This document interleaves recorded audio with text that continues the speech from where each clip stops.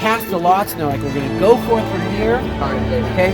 Then we're going to end up in Jerusalem. That church, by the way, has on it an inscription which says ancient Shilo.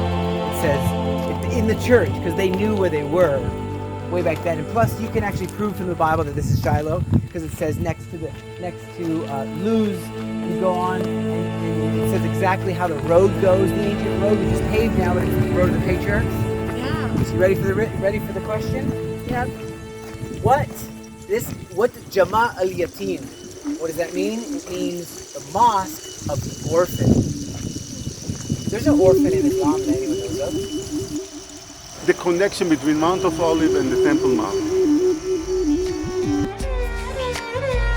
The 11 disciples went to Galilee, so not the Mount of Olives. They went to the Galilee. Why does he always say, go to the Galilee, there you will see me? Why not Jerusalem? Jerusalem's really cool. Go to the Galilee, there you will see me. So the 11 disciples went to the Galilee, to the mountain Jesus had designated.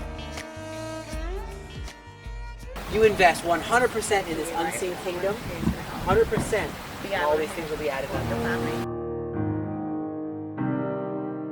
What it is that years ago, Joshua fought the Battle of Jericho, cast some lots and says, we're going to settle this land. So you guys, Zebulun and Naphtali, you tribes are going to settle right here. In the side of the mountains, they dug houses. There's Hebrew in there. There's cisterns for water. And there is like places where animals were kept. And they were like, we're going to stay here. So what happened is, I told you about Alexander the Great, shows up here and fights and tries to defeat them. The 4 generals who succeeded Alexander, one of them was named Antiochus Epiphanes, one of his generals. He says, I am God. So he goes and tries to defeat these guys, but they beat off the Greeks, and they formulate a bunch of them, some from the tribe of Zebulun, some Naphtali, whatever, and they formulate the Galilean Zealots. These are the Galilean Zealots. They got swords, they're cool, they're swashbucklers. They are the Galilean Zealots. One thing led to another. As we read Josephus, the historian's writings, what happens is the Romans are getting mad that these Jews won't give up. So the Romans show up here, Legion X, the 10th Legion. You have Vespasian and his troops.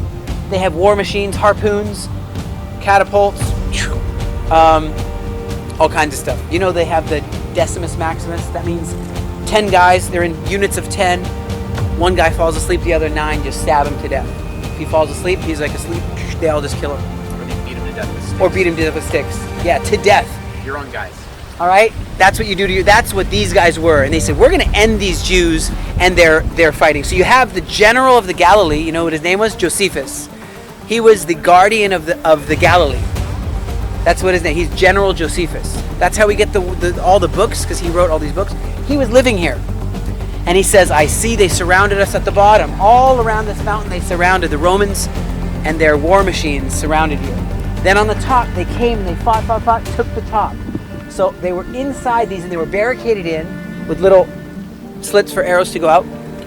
Okay? And after 1 month, 2 months, it was really hard. They had all their encampments. They set up shop down here. Josephus writes in the Wars of the Jews and the Antiquity of the Jews that they lowered down these like window cleaning trusses. They lowered down with pulleys, okay? And they had a bunch of flaming arrows, catapults with flaming bars of molten tar, and they hurled them in, and they were choked.